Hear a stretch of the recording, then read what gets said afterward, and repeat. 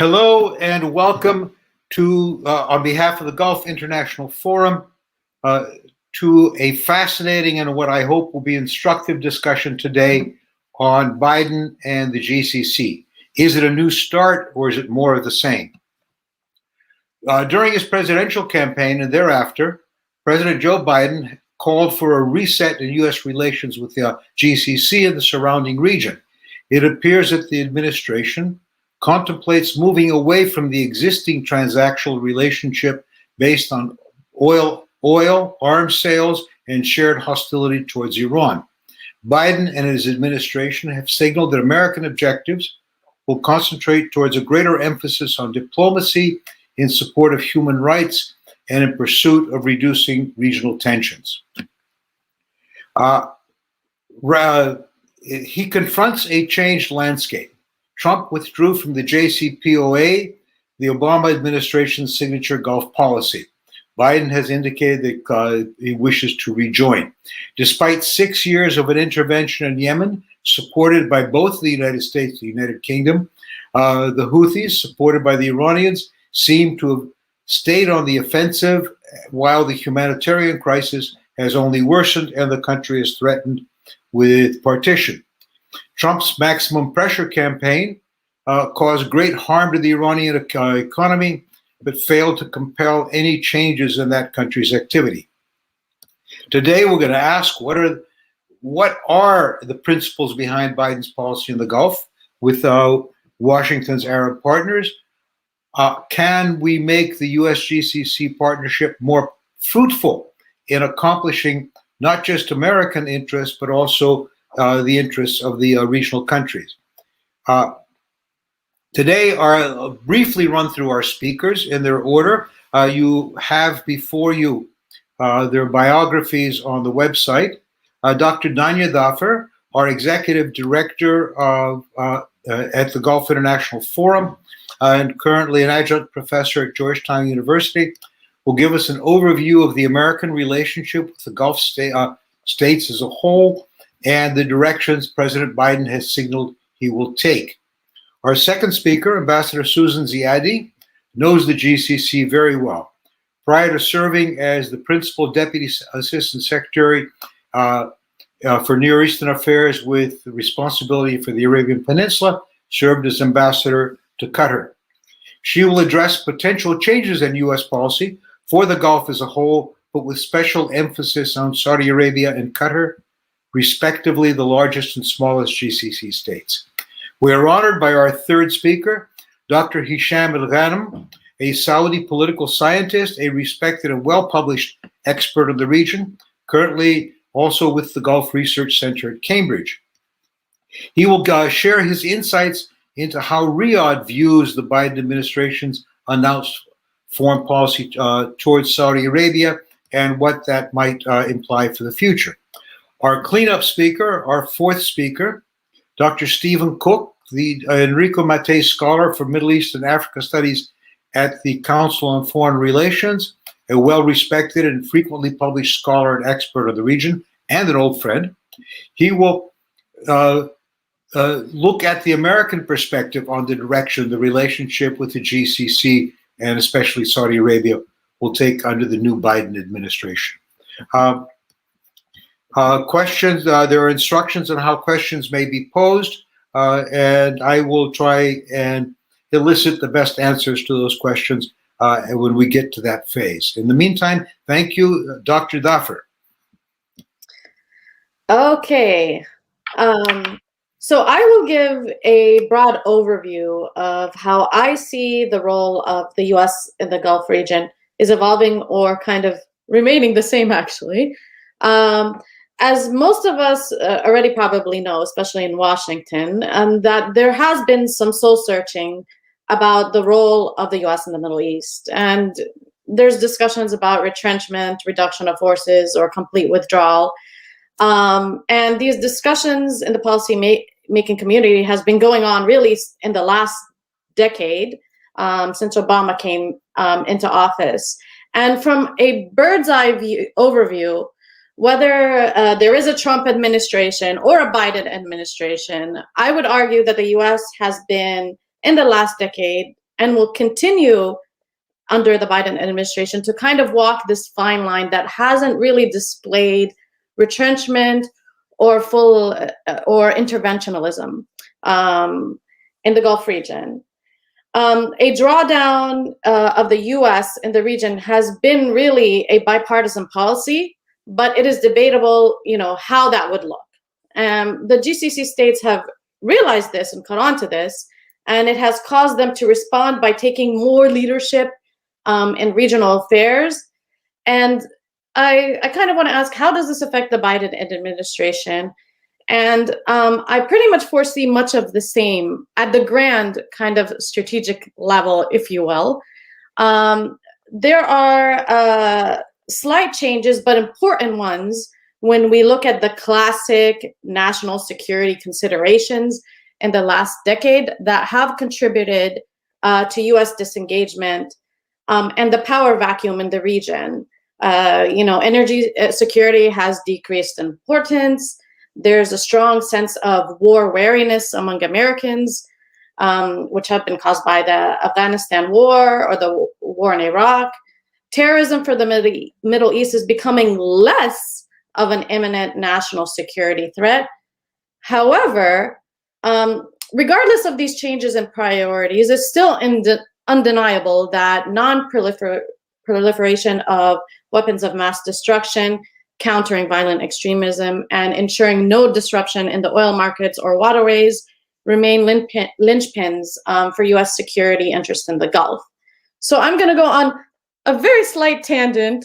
And my personal perspective is that this traditional assessment of national security is dated and somewhat imposed by the military logic of the Cold War. While certainly these strategic interests remain important, there needs to be a more holistic focus on human security. Myopically focusing on military security really masks underlying issues of political, economical, societal, and environmental threats. And presumably, if the US is looking to deal with root causes, then national security interests need to be redefined or at least reassessed. And if we continue with the same logic and the same input, namely defined, the aforementioned defined national security interests, yet expect a different output, I think that's kind of a losing strategy. Now, let me get back into my topic here, but I wanted to make that point. One salient trend that stands out when reviewing the changes in U.S. priorities as it pertains to the Gulf is that the U.S. approach has changed over the last decade. So when evaluating the national military strategy, which are all important, these are all important documents, strategic documents for the U.S., the national security strategy and the national defense strategy, from 2010 forward, there's a less explicit emphasis on the GCC states. And when they're discussed in the most recent versions, the reports generally say working with partners to manage their security and an emphasis on more resource sustainable approach. So the change in tone communicated in strategic documents, coupled with the circulation of new approaches to security cooperation, are really all signs that the U.S. role in the global leadership is evolving, including the Gulf region. And signs of these policies being placed into action can be witnessed both under Obama, the Obama administration, the Trump administration, and will most likely witness them under the Biden administration as well.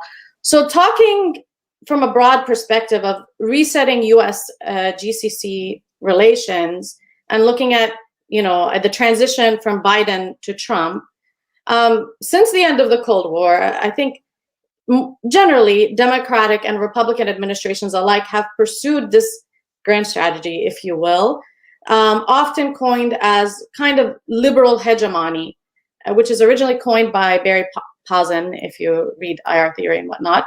And there are two components to this conception of grand strategy. So one, it is hegemonic in the sense that the U.S. aims to be the most powerful state in the world, and arguably, I think it is by a wide margin still. And two, it was liberal in the sense that the United States sought to transform the international system into this rule-based order regulated by multilateral institution. Now, under the Trump era, he's kind of ushered this new strategy by disposing the liberal element, and has kind of named it as illiberal hegemony. And what distinguishes Trump from Biden is that Trump removed this liberal aspect. So, we've seen President Trump express that he wanted to maintain the U.S. as a superior economic and military leader in the Gulf region and the world. However, he's really has foregone the exportation of values and has both abstained and withdrawn from multilateral agreements. And we saw that many examples with Trump, President Trump. And all of these elements feed into his Gulf policy and how Biden arguably views the resetting of relations. And this is kind of a hot topic that we've seen ongoing in the headlines. So Biden prefers really to work with allies multilaterally, and he views traditional transatlantic allies to kind of be his core focus, and looking at working through different various global institutions. Now, with regards to policies in the Middle East, akin to the US's traditional foreign policy, both Biden and Trump really categorically agree Israel is a key ally, and they will welcome any Arab state's normalization with Israel with open arms. Although they differ in their stances to a two-state solution, but that's a whole nother debate. Both presidents deviate on three critical approaches to the GCC states, and this is where I think the resetting of relations lie in the Biden administration. So Saudi Arabia and the other GCC states will not have a direct line with the White House as they did once with Trump. And Saudi has been really a paradox for any American administration's foreign policy team. On the one hand, the U.S. has important, aforementioned strategic interest vested in the kingdom.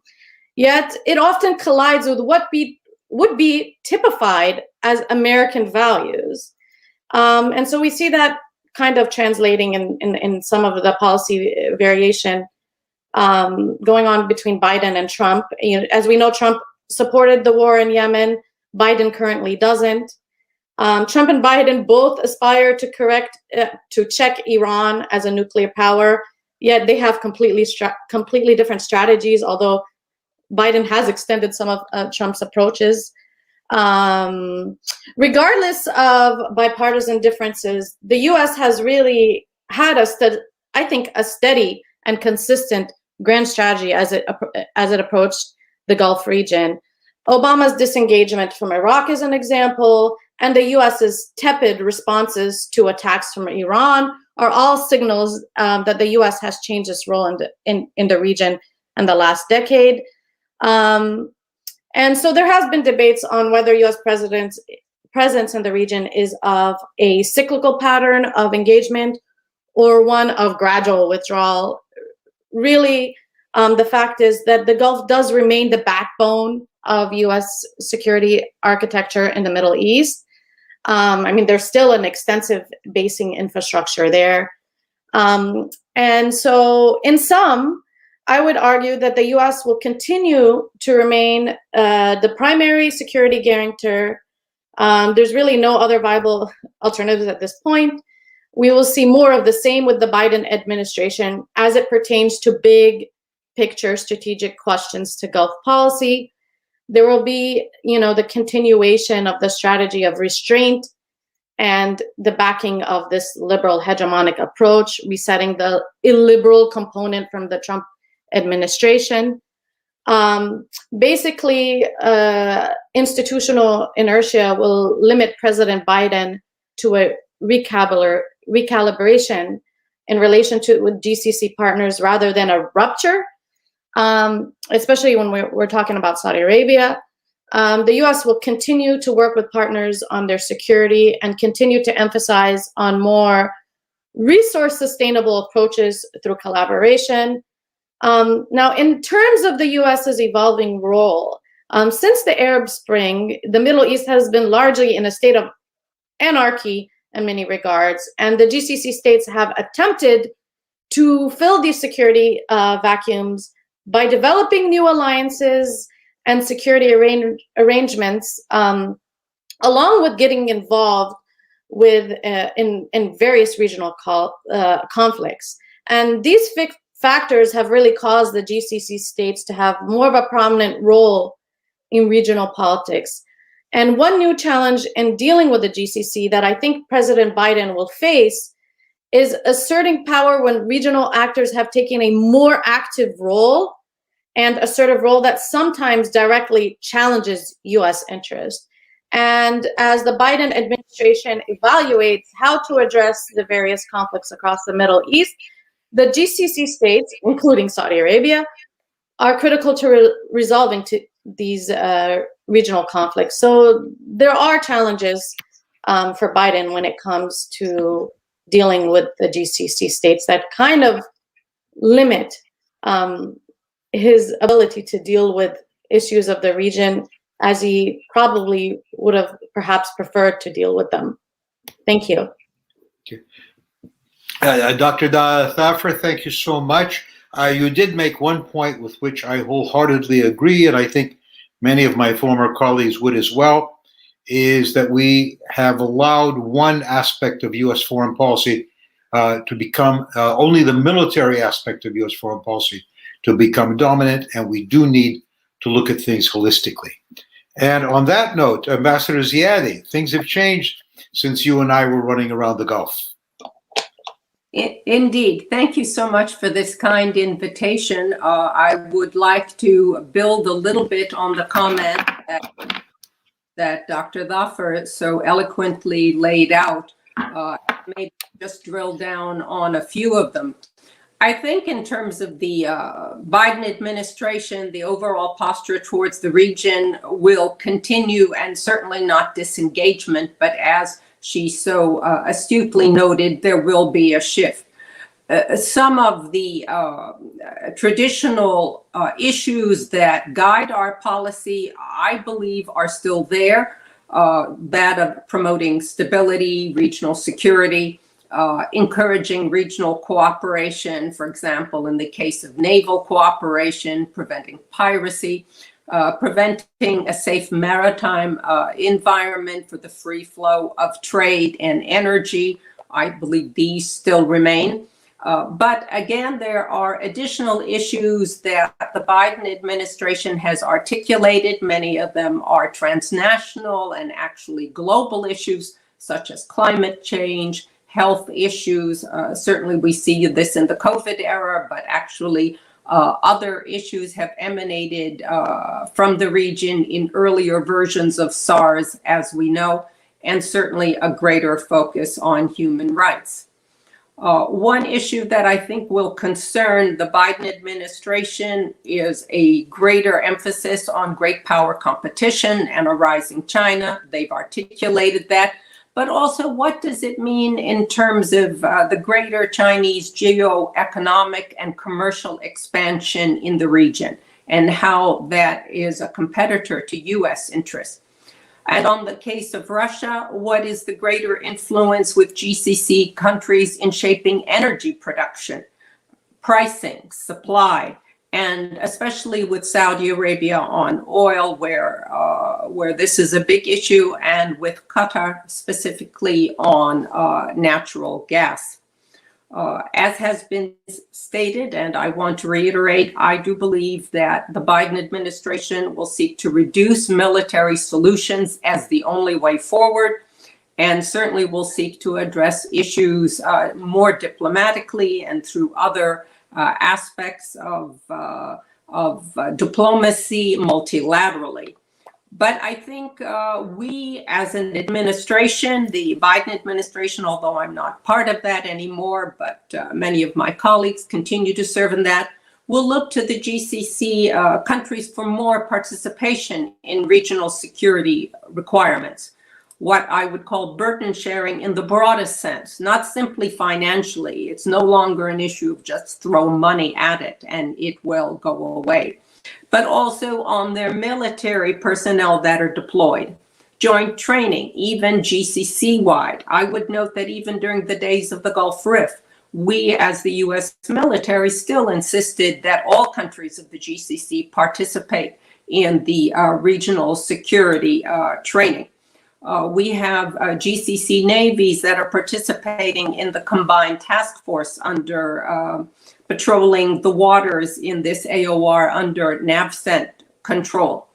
I saw recently mention on March 16th of a Qatar-US-French joint exercise, which was done at El Udeid, and the Air Wing commander there stated very clearly in the press release, we hope this partnership leads to Qatar taking a larger role in the collective defense of the Arabian Gulf. So it's very clear that not only in our posture and in our training, in our joint exercises, but in our public affairs, we are stating very clearly our expectations of greater burden sharing in the region. One interesting item that I would also note is the incorporation of Israel into the Centcom area of responsibility of AOR. It's long been considered, it has always been a bit difficult when Israel was under EUCOM, the European Command, but now it's deemed more timely with the normalization of two GCC countries, the UAE and Bahrain. And interestingly enough, on March 7th, there was a press release from the US about a US B-52 bomber that flew to the Persian Gulf. And it was escorted by the air forces from Israel, Saudi Arabia, and Qatar in their respective airspace. Now, while this wasn't a joint operation by any means, it was still the first time that Israel played a role in an operation in the region with other GCC countries participating, albeit in their own airspace. So it's a first baby step, but a first step to looking at how Israel and the Israeli military element will be incorporated into the AOR. So I'd like to turn briefly to Iran. I know others will address this more fully, but just the fact that now we see Secretary Blinken in Brussels yesterday meeting with the members of the European members, the UK, Germany, and France, looking at the issue of Iran and how to move forward as the P5+1. Obviously, it's unclear how Tehran will respond. So far, we know that the hardliners seem to be ascendant. The Iranian elections are taking place in June for the presidency. Secretary Blinken has called for Iran's compliance with the agreement, and the special envoy for Iran, Rob Malley, has indicated that discussions are not linked to the timeline for the Iran's presidential elections, but it's unclear as to who will blink first. And certainly the GCC interests have been loudly stated. I was the Deputy Assistant Secretary at the time when some of these negotiations were taking place, and the GCC ambassadors in Washington were very clear in their in the fact that they were upset that they were not being included and wanting to know exactly what was the state of play. And I will say that we as an administration then under Obama did brief them on a regular basis as to what was taking place. But that won't suffice this time. And what will be the GCC's reaction in terms of what mechanism will be used to factor in their concerns? But it's clear that they will have to have some kind of input. And then, of course, how does the Biden administration now factor in these new considerations in a revised JCPOA? They were considerations in the past, but didn't seem to be able to be factored into an agreement. And namely, we're focusing on the status and the size of the Iranian ballistic missile defense system, the sunset clauses on previous agreements, and certainly a focus on Iran's expanding interventionist behavior in the region. These are topics that The Biden administration has indicated that they will take on in negotiations if negotiations are to go forward. Will it take place in the beginning? Will it be an add-on, a part one, a part two? All of this is unclear yet, as the administration is starting to find its footing and decide how to go forward. But it's very clear that these are not topics that will be left out of the discussions.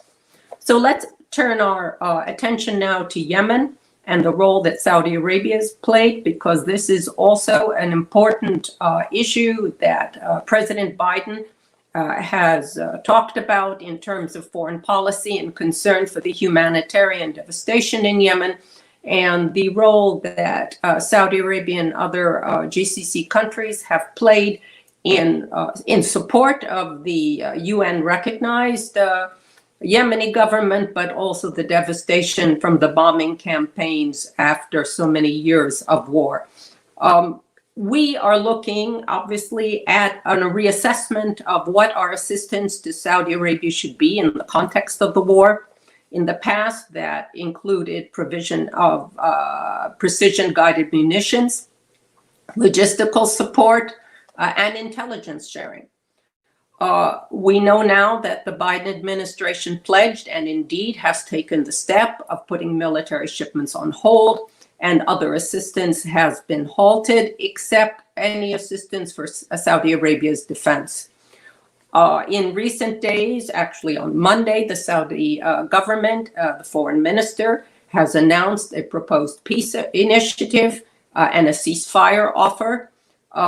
One that was reiterated by the recognized Yemeni government on the 22nd of March, one which the Houthis have refused to date, stipulating A, that there really isn't anything new, but more importantly, B, that this can't even be considered until the Saudis lift the blockade on the key port of Hodeidah on the Red Sea.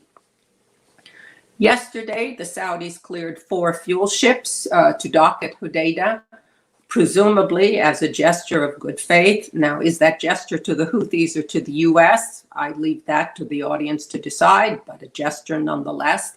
But it's clear that vast differences, based upon what the Houthis have said in reaction, some from Mohammed Abdeslam, who's a spokesperson for the Houthis, and others as well, that vast differences remain over the terms of a plan which includes the UN-supervised ceasefire, measures to reopen the airport in Sana'a, the capital, and lifting of the trade restrictions on all government-controlled ports, but in particular Hodeidah, which is the largest and the key port on the Red Sea.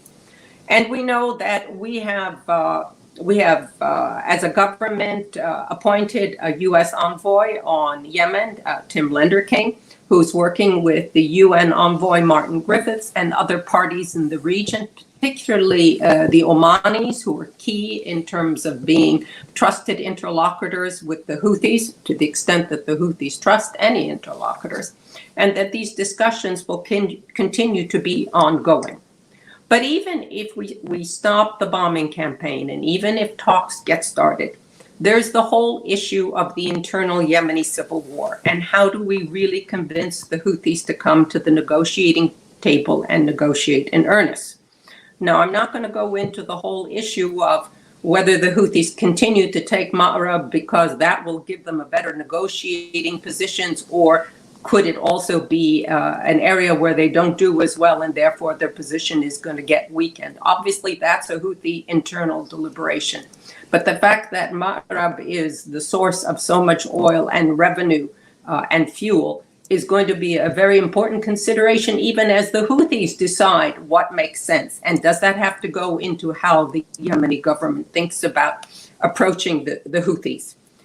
The Houthis have a seat at the table in terms of any kind of dialogue, and that was included in the GCC initiative and the national dialogue outcomes that really predate the Houthi takeover of Sana'a in September of 2014.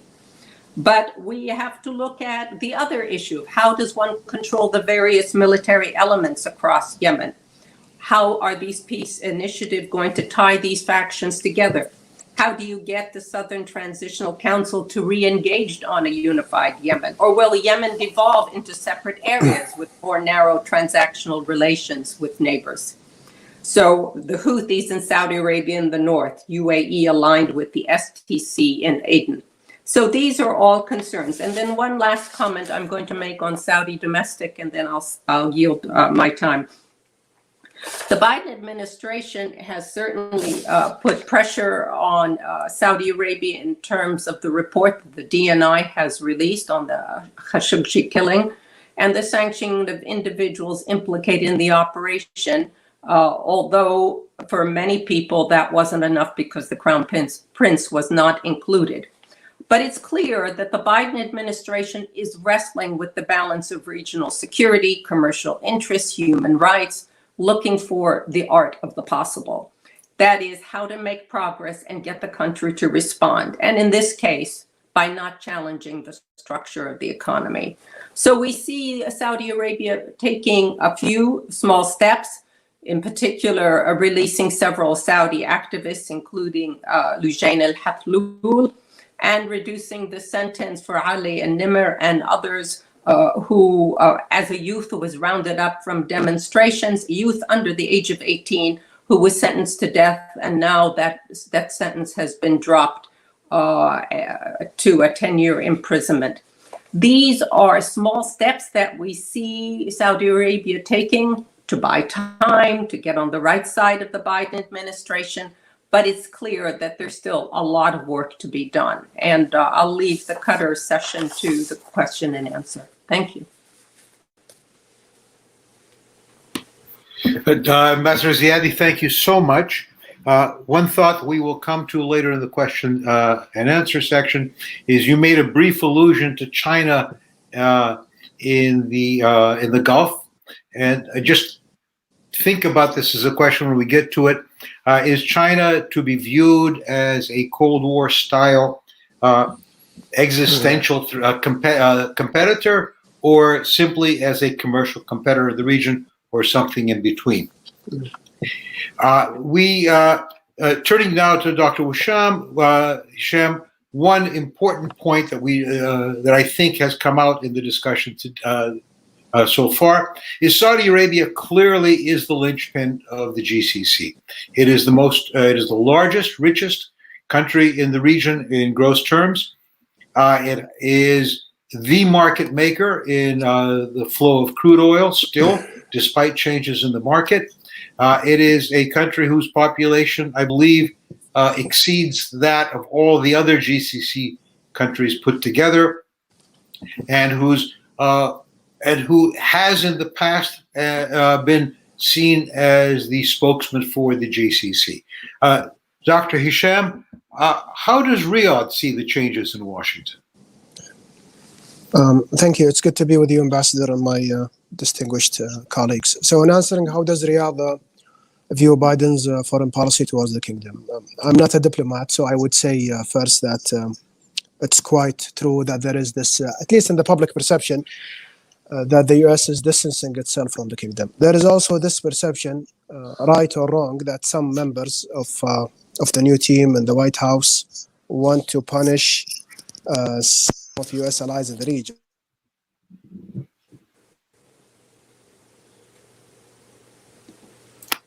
I believe that there is what I call an American fatigue from the region that could push the U.S. to expedite a loose nuclear deal with Iran sooner than later. On the other hand, we keep also hearing the other line of argument, which suggests that the Saudi-US relationship is unchangeable and relies on multiple constants, such as regional stability, economic development, security, and energy security, among other important elements. I would argue something in between, that the significance of the relationship between the US and the kingdom will probably mitigate the differences and disagreements between the two states. We have already seen signs along this path. As Dania mentioned earlier, actually it only took a month to prove such an assessment, as the Biden administration stressed that the aim was a recalibration of the relationship rather than a rupture. So in dealing with this understanding, the Saudis, at least in my opinion, are trying to be pragmatic in what they can achieve. They differentiate very well between what they want the region to be and what is possible at the current moment. Don't get me wrong. I'm not saying that there is no disagreements between the two parties, but rather that the strategic factors are more important in determining the strength of the partnership. And I think that this is not a new phenomenon. We have seen under multiple U.S. administrations that the U.S. has been de-emphasizing and doubting a close strategic partnership with the Saudis for some time now, and for legitimate reasons such as the decline of the need of the Gulf oil, the U.S. exhaustion from regional conflict, and the real need to desire, American need to focus on China. The Biden administration will probably be more critical of the kingdom than previous administrations, and the Saudis from their side will adapt and change some policies on issues of difference. But there will be a limit for this adaptation. I could come later to this in the Q&A. Now, when it comes to the U.S. policy towards the kingdom, I do not think that there is a clear Biden-Saudi foreign policy until now. There is certainly a review of the military support to the kingdom, a focus on human rights. The administration in this regard began with the strongest card and finished with it, which is the intelligence report on the unfortunate and indefensible Khashoggi's killing. Finally, and most importantly, is the expected changes on dealing with Iran. And this is a complete package that includes the Yemen war, the U.S. willingness to resume dialogue with Iran, among many other issues. In short, the Saudis believe, for right reasons, in my opinion, that the worst that may impact the Saudi-American relationship would be probably in the short term. For the Americans, there is no equivalent or a regional alternative to Saudi. And in disagreement to wide assumptions, I would say that there is also a clear U.S. need for Saudi. The U.S. would find it difficult to end the war in Yemen, the civil war, as Ambassador Ziad mentioned, or even Libya, nor it can stabilize the Middle East without Saudi help. Additionally, Iran is not a threat only to Saudi, but also a threat to the U.S. presence and allies in the whole region. Also, with the opening, this is a new factor, with the opening of the Saudi economy and the country in general, the relationship will go beyond the energy and security parameters. Trade and investments is expected to increase in size and volume and number of sectors also. Now, on the so-called, and this is related to your to the excellent point you mentioned, Ambassador, the so-called Saudi pivot to Asia. And I think that this is very important to analyze and discuss, as it influenced to a great extent the recalibration of relationships. It's true that the Saudi is in need for U.S. to assist in defending its security. However, the U.S. also need the kingdom and the rest of the Gulf states, while the U.S. is no longer in need for the GCC oil. The U.S. allies and foes are reliant on it. Japan and China have respectively imported 80% and 40%, I think, of their need from oil from the GCC. Add to this fact that the U.S. commitment to the region is not as it was. Saudi and other Gulf states, for that matter, are now seeking to further internationalize their security. It's not that they want to replace the U.S. as the main security partner or guarantor, and this is not possible, at least in the foreseeable future. But definitely, these states want more international involvement, specifically in the protection of the Gulf. In this context, we are seeing a qualitative improvement in working with China, Russia, Japan, India, and also South Korea, which all have vested interest in Gulf security. However, it's vitally important to note that such intensification of cooperation, if I may call it, especially with China and other Asian countries, has less to do with the US and more with the ongoing shift in geopolitics and the eastward movement of the global economic center of gravity, thus bringing Asia and the Middle East as a whole closer together. So now, and taking all these factors into consideration, what would a recalibrated US-Saudi relationship under Biden look like? The most important aspect of this recalibration should be the view and position towards Iran. At least this is what concerns the Saudis most. And if anything is lost from the Trump era for the Saudis, it would be probably the continuation of sanctions, economic sanctions in Iran, which were never sufficient. And having sanctions with no goal in sight have caused the chaos we saw in recent years. And if I speak directly about the Saudi view, also on the resumption of dialogue with Iran, Riyadh still believe that the US is keen not to lose Saudi as an ally or a partner, especially with the increase of cooperation with China and Russia from the Saudi side, specifically China and the trade side. But I emphasize and reiterate that the relationship between Saudi and both Russia and China is not threatening to the US-Saudi partnership, at least in this current phase of history. It's still a seller and buyer relationship with China. And in regard to cooperating with Russia, Russia have no skin in the game. This is at least how I see it. And the Saudis differ greatly in opinion and politics with Russia. The cooperation is limited to stabilizing the markets, as both are oil exporters that have really nothing to trade on a large scale from each other. Add to this fact that the Saudi financial tools and instruments are very Western in nature. We know that economic cooperation wouldn't be something easy to achieve now or even in the foreseeable future. So in short, while the Saudi-US partnership under Biden may not enjoy the same personal connections it enjoyed with Trump, it's safe to assume that it would remain an important and strategic one on an institutional and state-to-state basis. In other words, while Biden emphasized the support for democratic values and the conduct of his foreign policy, the answer to whether he would sacrifice a strategic relationship with an important regional heavyweight such as Saudi for the differences in value systems is almost certainly no. Riyadh, from its side, is also committed to strengthening its relationship with the US, despite the apparent divergent policies when it comes, especially with dealing with Iran. I think I'm out of time, so I will conclude. So the way forward, at the current moment and also the near future, I expect the Saudis will work with the Americans closely and on all fronts. However, the kingdom have to face realities, the changing international regional context, by expanding relations with other main and middle powers to ensure that any US gap or void is properly filled by the necessary strategic deterrence. The US will rearrange its military presence. This is expected. New security arrangements will likely emerge for the region, in which Saudi will play an important and vital role. So in my opinion, Riyadh should not view Biden approach as a threat, but as an opportunity to move forward and building a stronger and more sustainable strategic partnership. Thank you. Thank you very much, Dr. Hesham. Stephen, this leaves you as the cleanup batter. Bases are loaded. What does Washington really have in mind in the Gulf? You got to unmute. Pandemic living. I always forget to unmute. First of all, thank you so much, Patrick. I very much appreciate the invitation to take part in another Gulf International Forum event. It's great to be back. I want to promise, despite Patrick's reference to bases loaded, I promise everybody I will not use American sports metaphors in anything that I have to say, recognizing I might be speaking to a more international audience than we would have if we were just in a conference room in Washington, D.C.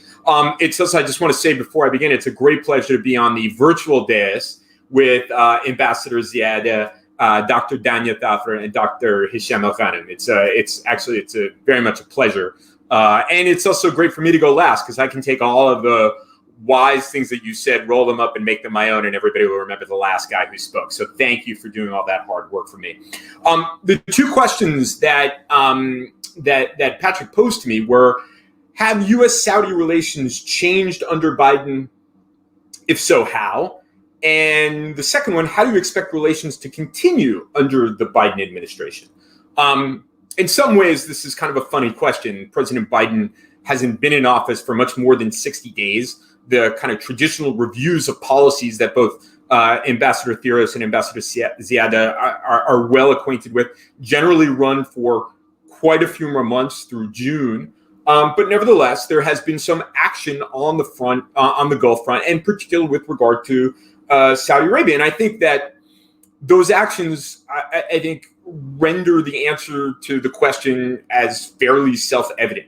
And let me just review in a very clear way what the Biden administration has done with regard to U.S.-Saudi relations since the president took the oath of office, as I said, a little more than 60 days ago. First, they placed arms sales under review. Now, this is routine, but in this case, it's not going to be routinely released. There is a genuine review of weaponry and how it is being used, particularly as it relates to Yemen. This is something that is not just a quirk of the Biden administration. There is real bipartisan support for a change in the security relationship with Saudi Arabia, specifically as it relates to Yemen. The second thing that the administration did was it appointed an envoy to try to help end the conflict in Yemen. And I think that Ambassador Ziada was quite correct in pointing out that this is actually a civil conflict in Yemen among different groups in Yemen that the Saudis intervened in. This is not a conflict that was caused by Saudi Arabia, and that Saudi Arabia actually has significant and legitimate security concerns given the conflict in Yemen. But nevertheless, there are significant questions about Saudi Arabia's conduct in its intervention. And that's why we have both the envoy as well as the hold on weapons, which I suspect that the ones that can be used in an offensive manner will not be released to Saudi Arabia. The third thing that President Biden did was declare that he would only speak to the king. He would not speak to the crown prince. And that the crown prince's interlocutor would be the Secretary of Defense. This seems appropriate given lines of responsibility, but nevertheless, it is a change from the previous administration. The fourth thing that they did was, as we all know, they released a report on what the U.S. intelligence community knew and continues to know about the murder of Jamal Khashoggi, and then applied sanctions on individuals that were deemed responsible for the murder. And then fifth, and something that I think is very, very important, and I think is a good step forward, they instituted what is called the Khashoggi Ban, which allows the State Department to ban people from the United States who are harassing or threatening dissidents and journalists. This is something that Saudi Arabia has been doing over recent years. They've been getting away with it, and it's deeply problematic on a number of levels. So this is something I think that is an important change, but it's also not just a change with regard to U.S.-Saudi relations. The Khashoggi ban will apply globally. Chinese who are harassing dissidents or journalists, Russians, Turks, whoever it may be, they will be. There's the possibility that they will be banned from the United States. I think it's a good step forward, and I think it does speak to this emphasis on values that the Biden administration would like to continue to emphasize.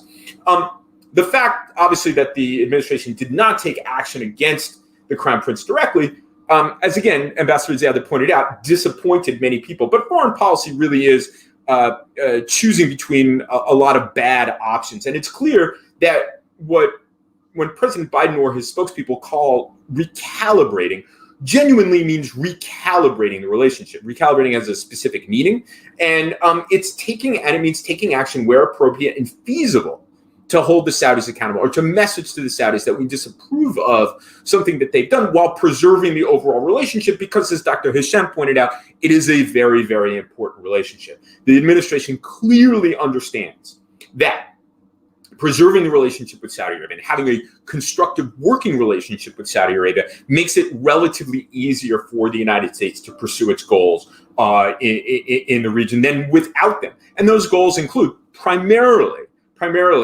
a renewed negotiation with Iran, ending the suffering in Yemen. Those are both clearly connected to Saudi Arabia and Saudi Arabia's regional rivalry and at times conflict with Iran, and widening the circle of peace in the region, which no one has really touched on so directly, but I think it is part of what the administration would like to do. And I think that Saudis have this kind of fulsome view that, the United States can't do anything in the region without Saudi Arabia. I hear that from my Egyptian friends as well. But I think if you really narrow it down to what the United States wants to do, it's really those three things that I pointed out. Now, the question is, will this continue? Will the administration continue to highlight the values issue as it goes forward? And I think it's clear from what Dr. Hesham said.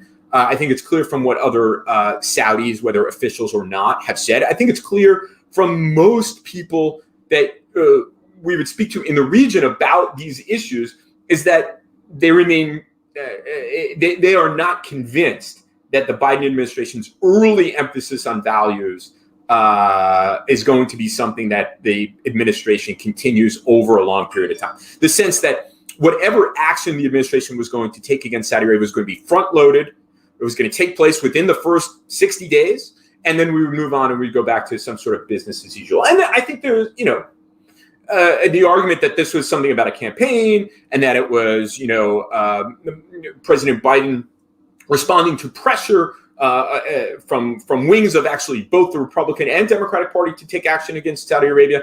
I think that there is certainly something to that, and there's certainly something to the idea that the Saudis, that the administration would like to preserve a working relationship with Saudi Arabia. And of course, there's been a pattern in U.S. foreign policy to talk about our values, but then when it came to reconciling our values with our interests, we have had a very, very hard time doing that, and interests tend to win out. So I think that that's really why people have reason to be skeptical of this kind of values-forward policy that President Biden and his team have so far pursued. But at the same time, there's reason to believe that even if they don't pursue a values-forward foreign policy, that these relationships and the relationship with Saudi Arabia is going to continue to change. Saudi Arabia, the relationship with Egypt, the relationship with Jordan, the relationship with the United Arab Emirates, the relationship with Qatar, that kind of regional coalition that made it relatively easier and less expensive for the United States to pursue its interests in the region. These relationships are largely anachronisms. They made sense 20 years ago, 25 years ago, 40 years ago, but it's not at all clear that they make as much sense today as they did all those decades ago. And this is something that Dr. Danya referred to in kind of that this paradigm in which we have been living, particularly since, let's say, 1991, but even before that and up through the American invasion of Iraq, that these relationships served a certain purpose and we're looking for another purpose. So that's a kind of tantalizing thing, and I think people recognize this. I think it's not necessarily been manifested in any policy, but I think there's an implicit understanding that the world really has turned, and that there is likely to be change in the offer. And that comes at the same time that there is an actual conversation underway in Washington about how to reduce the American commitment to the region. There's been no definitive answer to those questions. But as these questions come, as this conversation continues, questions are surfaced about, well, do we really need Saudi Arabia? In what ways do we need Saudi Arabia? Why should we have this strategic relationship with Saudi Arabia? What do the energy markets and what does the never-ending quest for energy independence say about our relationship? What does the decarbonization of economies say about our future relationship with Saudi Arabia? And so I think that just as the kind of changes and the difference between the way in which President Biden versus the way his predecessor approached Saudi Arabia, in addition to the way in all of these conversations are happening in Washington, it provides the administration with more leeway to emphasize issues like values, like human rights. And so it may not just be a fleeting first 60 days type of policy, but the fact of the matter is, and this is going to be very, very unsatisfying to anybody who's listening, we're really just going to have to wait and see. If, however, the Saudis are convinced that this is something that is just an early part of the administration, they may be surprised, and we may end up having a more conflictual relationship than they suspect. I'll stop there because I'm getting the hint that I should stop, and I look forward to Q&A. Thanks so much. There, I got to unmute too. Stephen, thank you very much. I'd like to pick up on towards the end of your comments about relooking our commitment to the region, and maybe we want to lessen it. One of the themes that the punditry in Washington has never stopped talking about in the last couple of years has been the American people's exhaustion with the endless wars. Leaving Afghanistan aside, which seems to be the focus of that conversation, is there really an exhaustion? Do the American people really want us to pull out? Is there the Trump administration seemed to be reviving an isolationist trend or philosophy in American foreign policy. Was that real? Does that really have popular resonance? Or is it something that is confined mostly to the punditry in Washington? Any volunteers? I think it's an interesting question, Patrick, and I think the answer is yes and no. I think the yes part is that if you look at polls on specific issues, polls on Syria, doing more in Syria, there's very, very little support for the United States to do more in Syria. The American people elected 2 presidents in a row who part of their platforms was reducing the U.S. presence in the Middle East. Now, of course, American presidents are not elected because of their Middle East policies. But nevertheless, the logic, one of the logics of President Obama's run for the White House in 2008 was that we had overcommitted around the world, but in particular in the Middle East. President Trump took that up, and he used that term, ending endless wars. But I think there's also evidence that if people like me and others were to explain better what's at stake in the Middle East and why what the United States is doing in the Middle East, obviously, recognizing some of the fundamental mistakes that the United States made over the course of the last 20 years, that the American people would understand. And you wouldn't have a groundswell of people who say, come home, America. So I think that, as I said, I think it's yes and no. I think in this kind of drift of the last however many years, Americans have wondered what we're doing. I play this game when I give talks around the United States, when I was able to give talks around the United States, where I ask people, before we get to the Q&A, I ask audience of all sizes, who wants to do more in the Middle East? Who wants to do more in Syria? Very, very, very, very small number of people. Now, that's not scientific, that's anecdotal, but you can put that up with polling that's been done. And I'm happy to provide polling that shows that pretty much Americans kind of tired of the Middle East unless someone came up with a good explanation as to why we should be there. And I think there is a case to be made, and we should be making that case. Thank you, Stephen. Ambassador Ziadi, anyone else on that subject? If you want, I can chime in. Yes, please. I mean, my gathering is if you look on the ultra-right, the ultra-left, and even the centrist rhetoric about going to war, I think there's a tendency, especially in campaigning, to say that we want to end all these endless wars.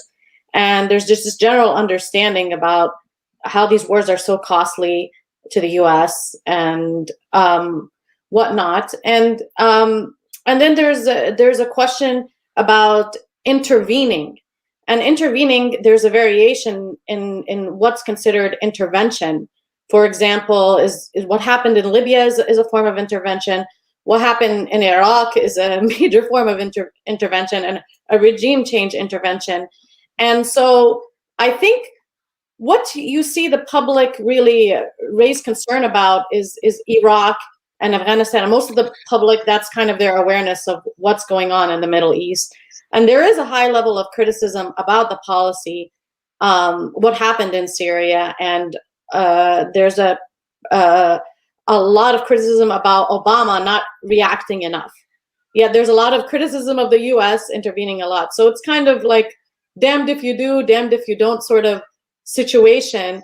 And so narrowly defining what intervention is, what it entails, how long it should be, and what are the costs. And as I mentioned, when I talked about the calculus for national security interest, human security needs to be part of that question, because whatever happens in the region, as we know, we are a global interdependent community, and it affects national security interests in the West.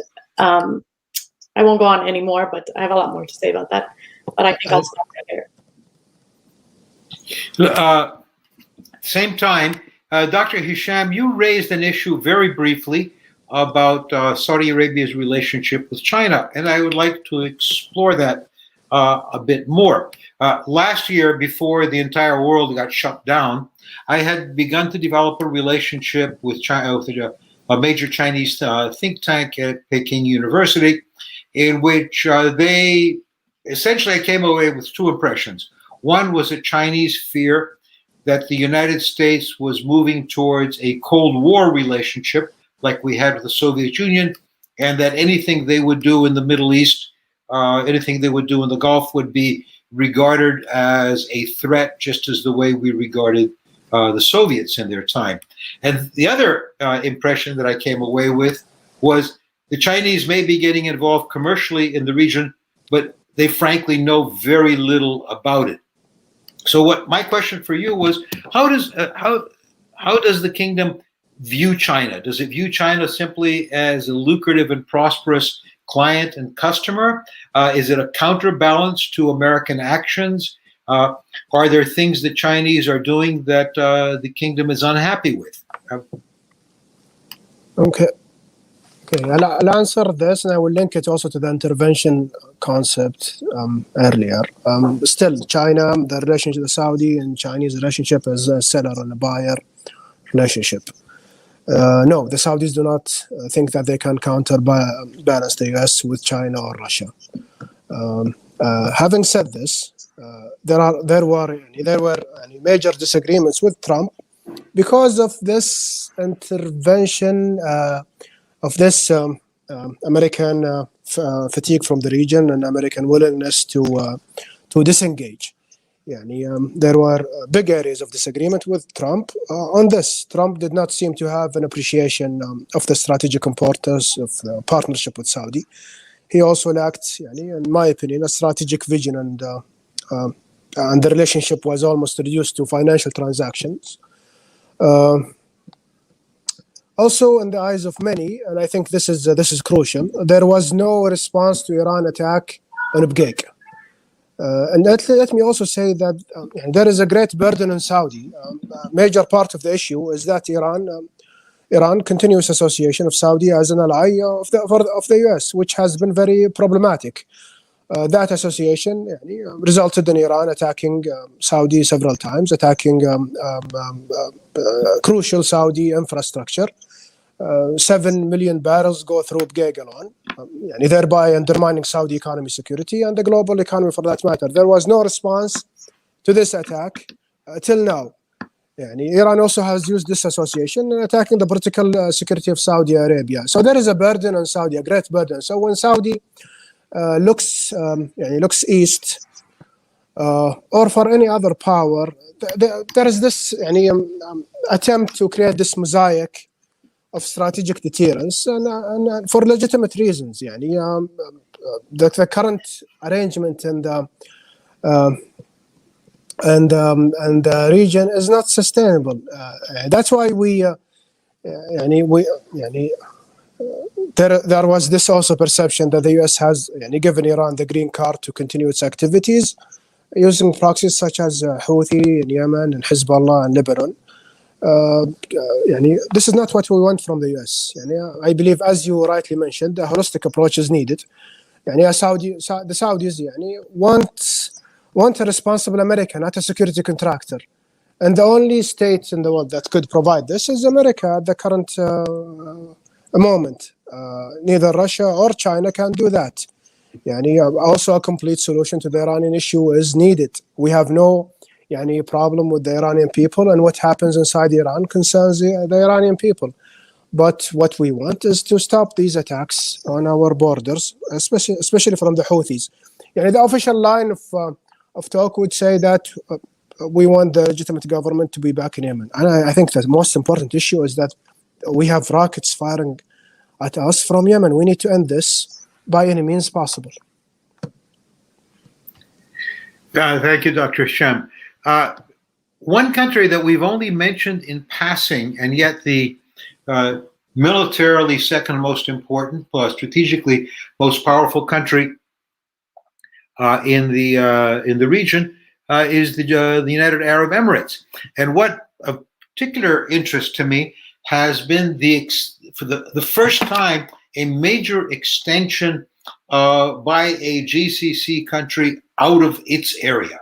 The Emirates is now so engaged in the Eastern Mediterranean, whether it is engaged in the civil war in Libya, whether it is Emirati aircraft flying joint exercises with a NATO member, Greece.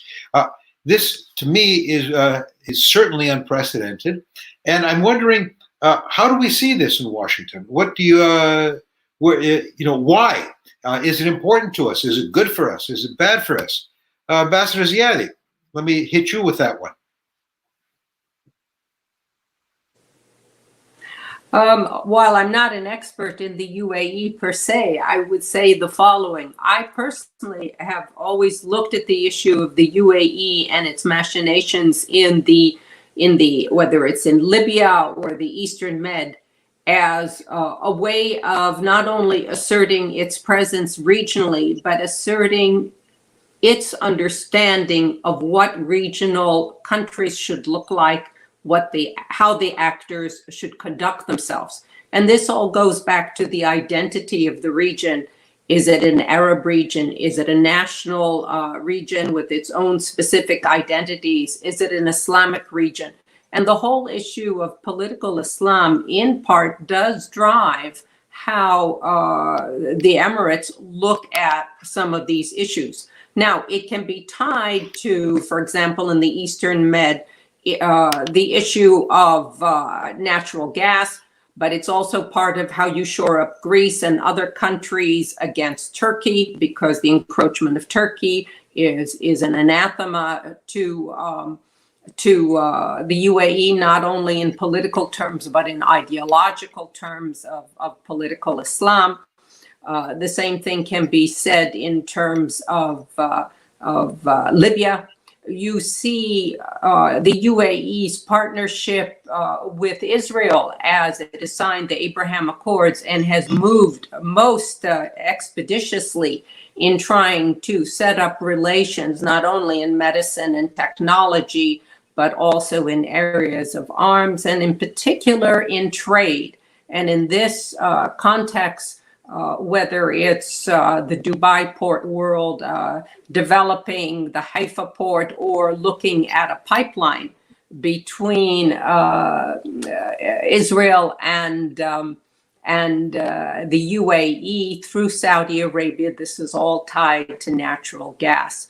So the UAE you have to look at it like a prism. There are many different cuts to how the UAE assesses its strategic interests, and it's not surprising. And I'll just end on the fact that while it's not part of this discussion, looking at the whole Horn of Africa is indeed another issue for the UAE.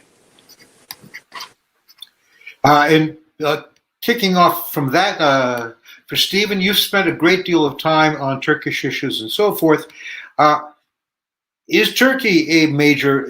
Turkey is apparently trying to be a major player in the region. Where do you see Turkey going in the region? Is there a chance that it might align itself with Iran? Just where is, I mean, this is, the Turks were last in the region in the 1860s. Are they back, or is it just a little bit of show? Well, it's a great question. I think they're back in some places, not in others, and where they're back, their record is mixed, to say the least. I think that just starting with what Ambassador Ziad has said, there was a lot of focus and emphasis after the signing of the Abraham Accords that this was kind of coming out more public, a public acknowledgement of a regional coalition that was focused on Iran. But I think it's important to recognize it was as much as it was focused on Iran, it was also focused on Turkey.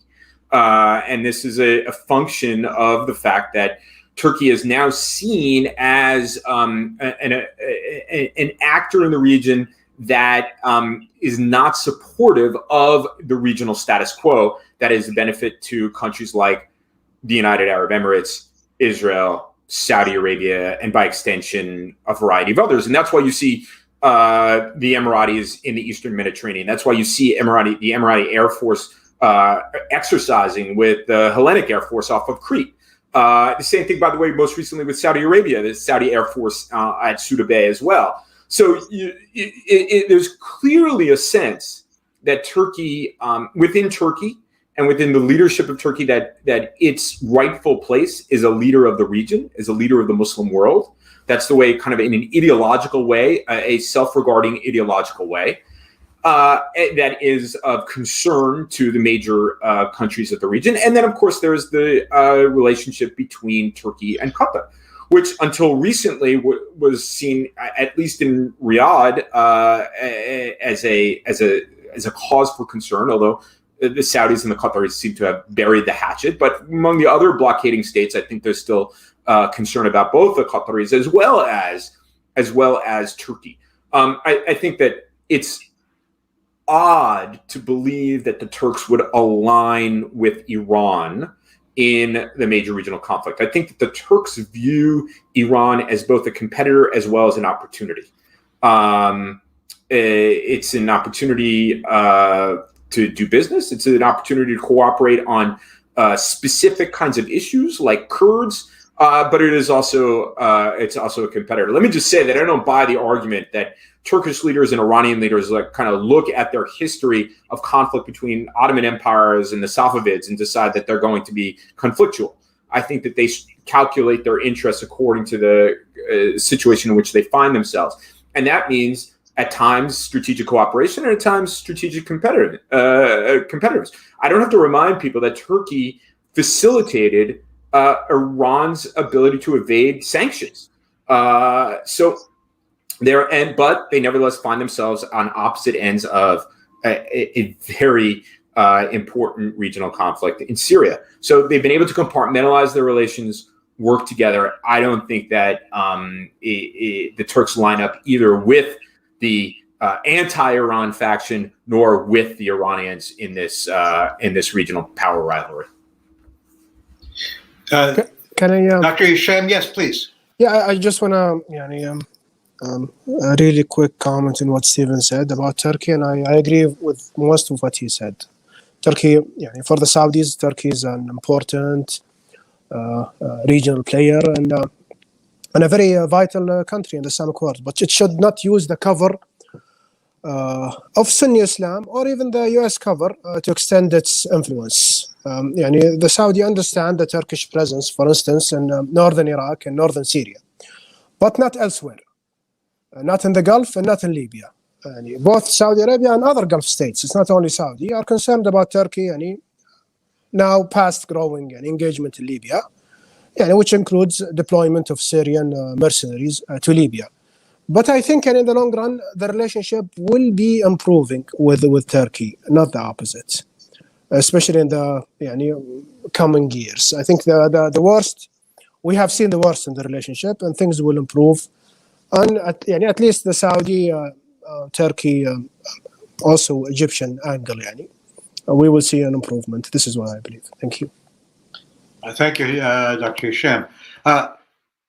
We've talked sort of externally about Iran, but one question that has always intrigued me is we've said that the elections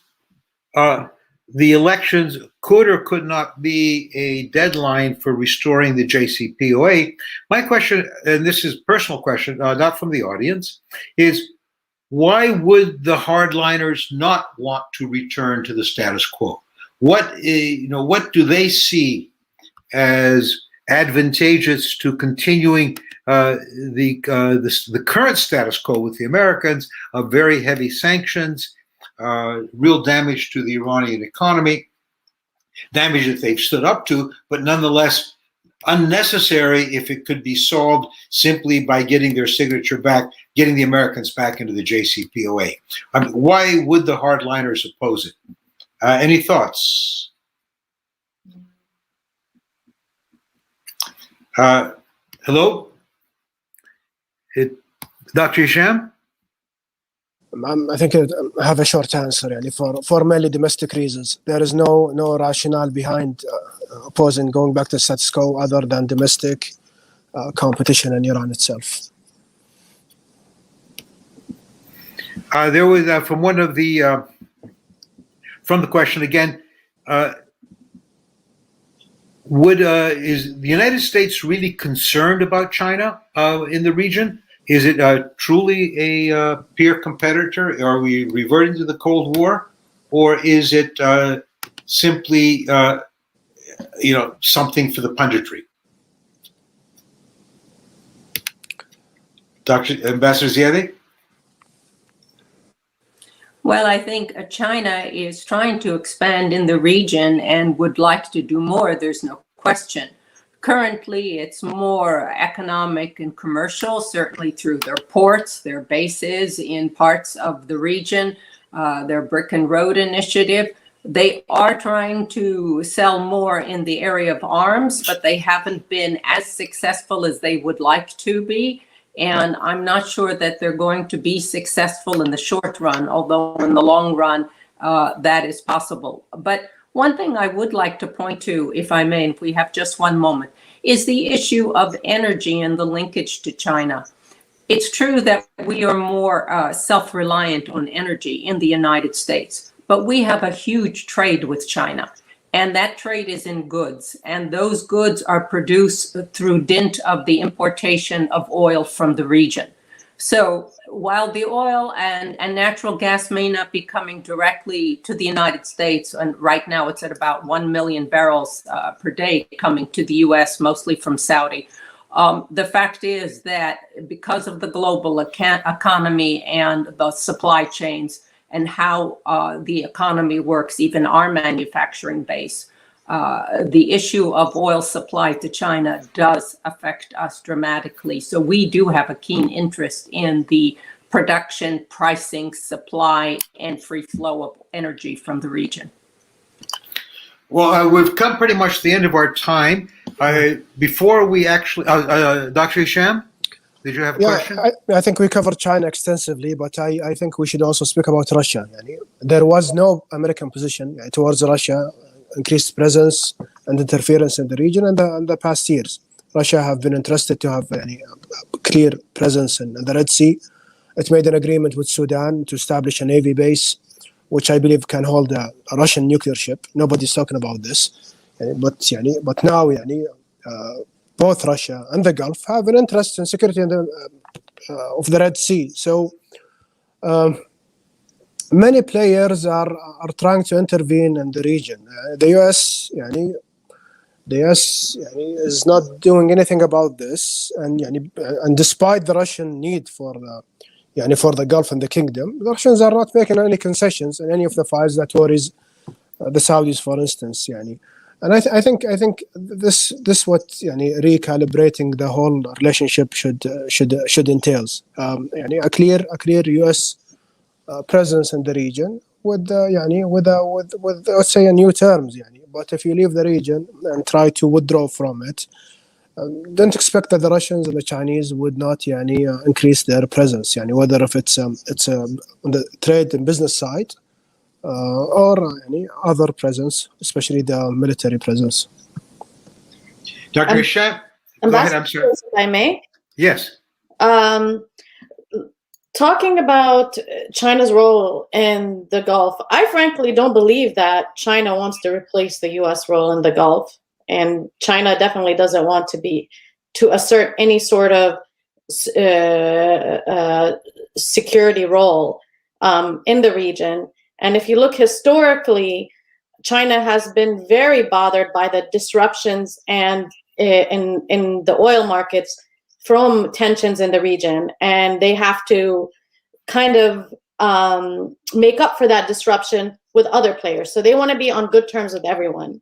So asserting their power in the region is not really something that they're very keen about. I think that their relations are primarily commercial. And I think this is a weak point for the US. I think the US needs to take away that image of just having boots on the ground, and also look at increasing its influence through economic means. Although there is still a strong economic means, is still, if you ask anyone in the Gulf, how do you envision America? And you're gonna they think of a soldier with boots on the ground. And how do you envision a Chinese as a man in a suit with a contract ready to sign it? So I think that's something that should be considered. That's it. Thank you. We've really outrun our time. Dr. Hesham, by the way, must have been reading my mind, because my last question to each of you is if you could, within a minute, and I'm excusing Dr. Hesham from this requirement, is there something we haven't covered that we should worry about? And if you could do this in a minute. Ambassador Ziadi. Certainly the transnational issues of climate change linked to health issues, that's particularly keen, not only in terms of the rising sea, but how it affects the living environment for people there. So I think the fact that we as an administration should focus on that is important. Dr. Danya.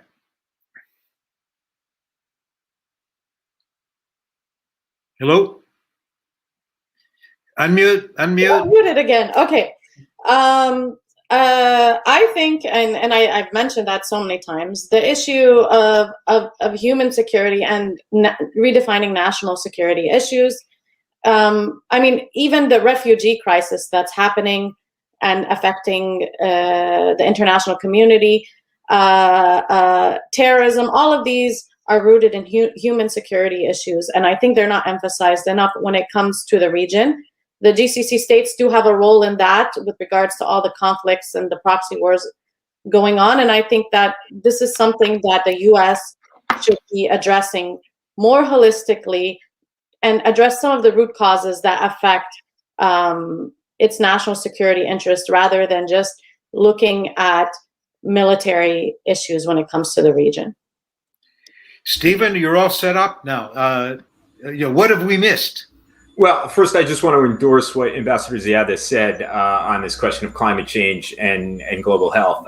In fact, it's part of a book that I'm writing right now, so I'm glad that I feel confirmed that the ambassador said that. But I think more importantly, and immediately on this question of American role in the region, I would hate for the United States to get carried away with this ending endless war thing, where we have swung 180 degrees from one extreme to another, where we believe we can transform the region to believing that we have no real business in the region. I think U.S. Middle East policy needs to evolve, but I think to leave the region is to ask for considerable problems going forward, whether it's on the level of great power competition. I want to say that I agree with Dr. Danya about this issue of China, but we may create our own problems by acting heedlessly. So I think that the United States can play a constructive role and move away from these bad last 2 decades where people in the region only think of U.S. soldiers, to a more constructive role. And then we actually won't really have to worry about the Russians or the Chinese, because everybody wants us to be there. No one really wants the Chinese and the Russians. I'll stop there. Thanks. Thank you. I don't think the Chinese and the Russians want us to leave either, for that matter. But on a sort of my last note, a friend of mine said, talking about withdrawal from the region and getting, as the last American airplane leaves carrying the last American soldier, they better have a return ticket already written, because that's what will happen. I would like to thank all of you. This has been or something other than a soldier. Right. Thank you so much all for participating. Thank you to our audience, and see you again. Did Dr. make his closing point? Yes. He did? Oh. Yeah. Dr. Hesham actually set the stage for the closing point. Okay. Sorry. I zoned out. Okay. Thank you so much. And it's a good night to all.